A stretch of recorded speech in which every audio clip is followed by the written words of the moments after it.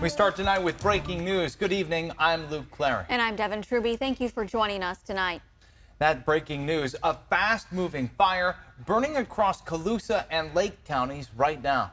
And the Ridge Fire started around 4:30 in the area of Walker Ridge Road and Highway 20. It grew to nearly 200 acres in less than an hour. It's now up to 2,300 acres and is 10% contained. Now, dozens of structures are threatened right now.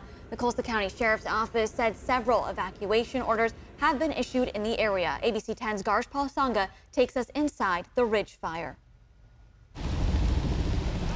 The explosive Ridge Fire burning across 2 counties and forcing evacuations. Where the fire is burning, it is really, for the most part, a remote area. Firefighters early Saturday evening responding to a vegetation fire near the Lake and Colusa counties border, near Walker Ridge Road and Highway 20.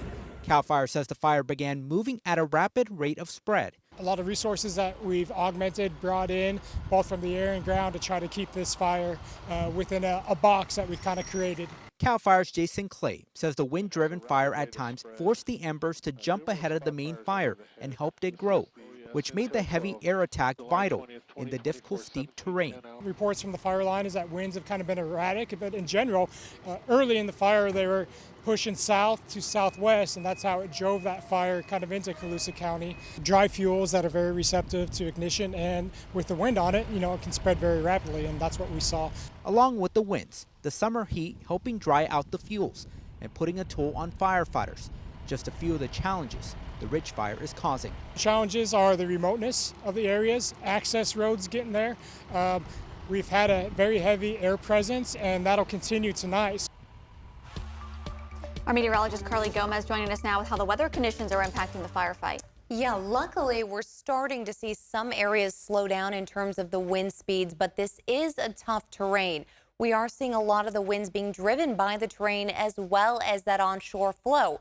As you can take a look at the Ridge Fire area, you're seeing kind of almost erratic movements. You see it moving its way down south, moving its way toward the east directly. So we do have some shifts happening into our evening and overnight hours, and that'll make it a little bit harder for those firefighters to kind of detect exactly where it's shifting. But luckily, because of that diurnal flow in the day cycle, we typically know exactly where and when the winds will shift. So we're not dealing with red flag warnings necessarily in terms of high wind speeds, but we are dealing with winds shifting into the evening hours. Some of the smoke, though, you can notice it's shifting toward the south. We are starting to get some light layers of smoke moving and settling into the valley areas. Meanwhile, we're seeing some of the shift happening to the north as well. So fires even burning near Yosemite and further south in the Fresno area have been shifting into those foothill spots. If you're smelling some of that smoke, some of the fires that are burning in our local areas are starting to settle in some spots.